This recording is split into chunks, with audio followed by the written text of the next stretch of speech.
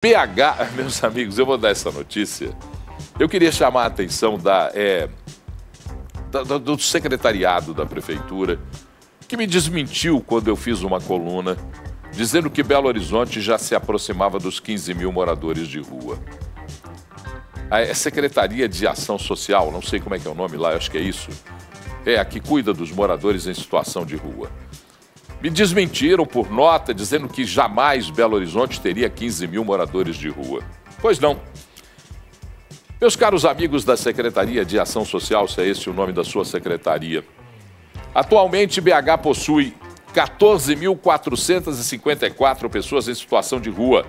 É uma pesquisa do Grupo Polos da Cidadania da Universidade Federal de Minas Gerais.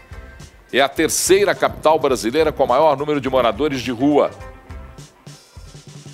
Olha, na proporção, em BH, existem 6 moradores de rua para cada 1.000 habitantes. Eu vou reeditar minha coluna amanhã, vou reviver a minha coluna amanhã, para que esses senhores da secretaria desmintam os números que eu trouxe, a questão de 1 mês e meio atrás, e que agora são confirmados pelo Grupo Polos da Cidadania da Universidade Federal de Minas Gerais. Mas esse não é o dado importante. O detalhe agora é ouvir a opinião dos nossos comentaristas Claré e Gustavo Figueiroa dessa situação que incomoda muito não só Belo Horizonte, porque São Paulo, por exemplo, é a cidade que mais tem moradores em situação de rua, tem 96.220 pessoas em situação de rua. Só que a população de São Paulo é de quanto? 20 e poucos milhões. E nós somos 2 milhões, 10 vezes mais. Se fosse nessa proporção, eles teriam que ter mais de 150 mil moradores de rua. Mas eu queria ouvir a sua opinião, Claré.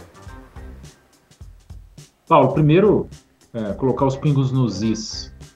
Fala morador de rua, quanto mais moradores de rua nas ruas, a gente vive com mais insegurança. Isso é verdade. Grande parte das pessoas que estão ali, infelizmente, são pessoas que viciadas, né, dependem da droga, e quando está precisando da droga, a gente sabe o que pode acabar acontecendo. São pessoas que estão ali no fundo do poço, literalmente. Mas a gente tem que olhar também o lado do cidadão, né, que paga imposto, que está ali precisando de segurança. E isso traz uma grande insegurança. Não é só uma questão, não quer que fique atrapalhando a rua. Não. É porque realmente aquilo ali nos traz uma insegurança grande. Então, eu fico me perguntando, Paulo, o seguinte: não é possível a gente fazer como fazem lá, Balneário Camboriú, eu não sei onde é, que a Guarda Municipal chega, se apresenta e diz: olha, nós vamos pagar para você, custear a sua volta para a sua cidade, ou nós vamos colocar você em um alojamento, com comida, com banho, com dignidade. Agora, aqui você não pode ficar, aqui você não fica. Eu fico me perguntando por que isso não pode ser feito. Até gostaria de ouvir o Figueiredo especificamente nesse ponto, até como advogado, porque não é possível, Paulo, isso me parece tão simples e eles estão tendo resultados por lá, né? Obviamente você não pode pegar as pessoas e tratar como animais, mas nesse caso não é isso. Oferece-se um alojamento que eu sei que tem em Belo Horizonte, mas que muitas vezes o morador de rua não quer ficar lá porque tem regras, e ele não quer regra, né? O morador de rua que está sob efeito de droga ou até com algum outro problema, enfim. Então seria, olha, vem cá, fulano, você tem aqui nosso alojamento com comida, com limpo, cama, você vai dormir, tá aqui as regras do alojamento. Na rua você não fica. Ou tá aqui um transporte para você ir embora. Na rua você não vai ficar trazendo insegurança para os belo-horizontinos. Esse é meu questionamento. Por que isso não pode ser feito? Estou questionando, tá? Questionando. Assim como qualquer outro cidadão que nos acompanha já me perguntaram isso, falaram: por que faz isso lá e aqui não pode fazer? Bom, eu vou também completar essa informação, mas antes eu quero ouvir o Figueiroa. Lembrando que o Figueiroa, só a região sudeste tem mais da metade do número de pessoas em situação de rua levantados em todo o país. Quero te ouvir, Figueiroa. Ô Paulo, a questão das pessoas em situação de rua no país é um problema grave, né? É um problema grave de política pública, inclusive, e que muito bem, como comentou o Claré, cada município e estados vão ali dentro da sua atribuição pública, gerando políticas para solucionar isso. A questão, além de ser grave, Paulo, ela é muito complexa. Eu já tive, obviamente, nós aqui em Belo Horizonte, caminhando pela rua. Eu sou uma pessoa, como vocês me conhecem, muito curioso e converso com pessoas, né, com todos. Já conversei com algumas pessoas em situação de rua, conheço amigos e tenho muitas pessoas que fazem trabalhos sociais com pessoas em situação de rua. E o que essas pessoas comentam, Paulo, é que há uma complexidade muito grande das justificativas e da questão de saúde, como muito bem disse o Claré, do ponto de vista de saúde pública, no que se refere a grande parte dessas pessoas estarem por serem dependentes químicos, outras pessoas por questões psicológicas e outras por escolha, inclusive, por incrível que pareça, né? Às vezes as pessoas passam a falar, mas como que uma pessoa quer morar na rua? Isso, há sim pessoas que têm esse interesse. Obviamente não é o adequado, não é o correto a se fazer, mas ela busca ali na rua o seu habitat para realmente viver. E é totalmente o indevido, o correto, e o Estado, na minha opinião, como o Claré disse, é uma política pública que precisa ser solucionada. E aí, Paulo, quando você fala lá no seu comentário em que o município precisa encarar e não utilizar somente com base de números e buscar políticas públicas mais efetivas, eu acredito que seja o correto. É o correto porque é a partir disso que nós vamos tentar solucionar algo que é complexo. O Claré falou um ponto que é realmente dar o apoio, né? Fazer uma atividade do ponto de vista de acolhida mesmo, entender os motivos que levam a pessoa a estar naquela situação e, a partir disso, tratar e dar o apoio para que possa resolver o problema. Agora, não é fácil, né, Paulo?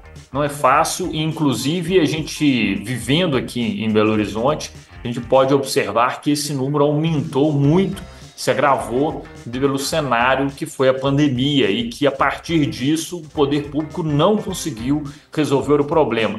E uma outra consequência grave de tudo isso, Paulo, concluindo o meu comentário, vem do que nós vimos algumas semanas atrás, inclusive na rua onde eu moro, onde teve uma pessoa que se diz no momento que era uma pessoa em situação de rua, que estava andando sobre os fios, e depois foi identificar, ela estava sendo utilizada para furtar os cabos de cobre, mas também era um dependente químico, e que ficou 4 horas em cima de uma linha de uma fiação para ter um sanduíche, um refrigerante, para poder sair de onde estava. Então, é uma situação muito complexa. Acredito que a gente precisa debater isso de forma mais aprofundada para tentar buscar soluções públicas para esse problema que as grandes cidades estão enfrentando, viu, Paulo?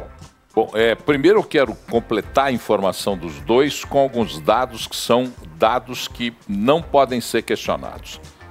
Belo Horizonte não tem política pública para pessoas em situação de rua. Belo Horizonte não tem sequer o cadastro desses moradores. E aí, pesquisando para fazer a minha coluna de mês e pouco atrás, eu, conversando com pessoas que veem essa situação e conversam com essa situação, entendem essa situação no Brasil inteirinho, identifiquei que a primeira questão é um cadastro individualizado.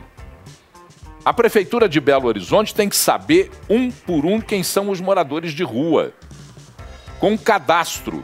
Mas existe dentro da ação social em Belo Horizonte, e isso eu estou fazendo como denúncia e afirmação e já fiz anteriormente, pessoas que não têm interesse na solução dessa questão. Porque se solucionar a questão, ficarão desinteressantes para o sistema. Essa é a primeira questão que a gente tem que denunciar. Então a Prefeitura de Belo Horizonte tem um programa, foi feito um programa paliativo de identificação de emprego ou de identificação de moradia e abrigo. Um programa que não funcionou, um programa que não tem números expressivos. Um programa que até, na opinião de muitos da Prefeitura, não serviu a nada. Então o primeiro passo seria um diagnóstico. Claré, aí respondendo a sua pergunta, por que não retirá-los da rua? Eu concordo com você que é necessário fazer sim um movimento de retirada. Mas existe um grupo de pensamento pequeno que, quando você diz que os moradores têm que ser retirados da rua, Dizem que você está praticando higienização da cidade. É uma obsolescência de ideias?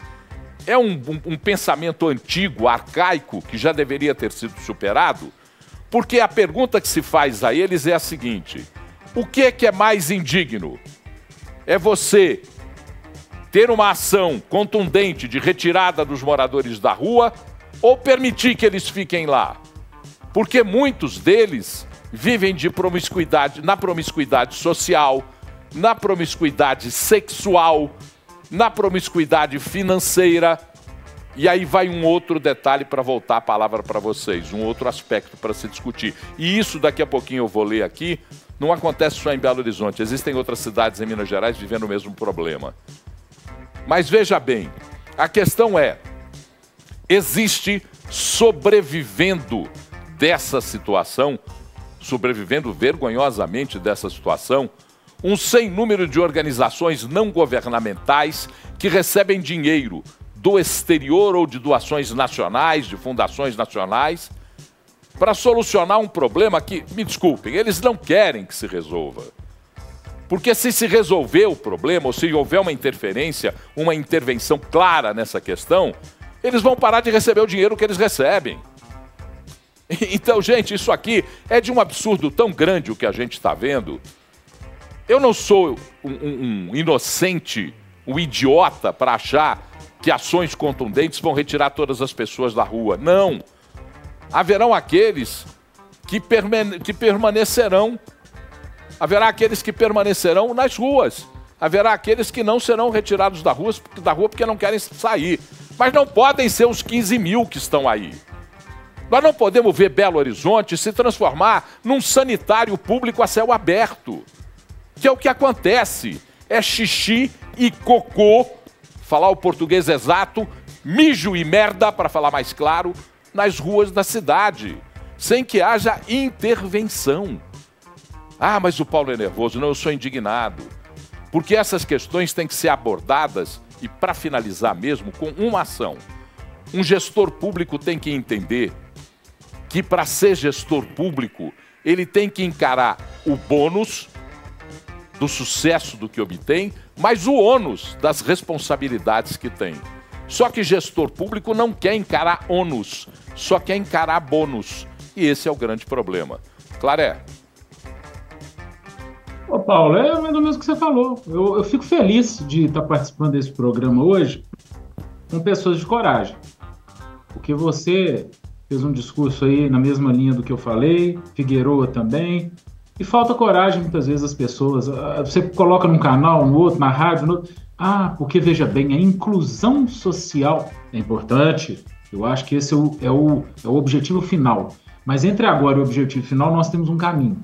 E até que a gente resolva esse objetivo final, que depende de economia, depende de cultura, depende de educação, depende de uma série de bons governos ao longo dos anos, até lá a gente precisa de uma solução paliativa para o cidadão que paga impostos e que quer andar na rua com segurança. Então, assim, infelizmente, a gente tem que dar opções para essas pessoas que estão nas ruas, opções dignas, mas opções que tirem esse ambiente que pode trazer violência, ou enfim, para nós cidadãos, né, pagadores de impostos que estão andando ali pelas ruas, nossas famílias, né?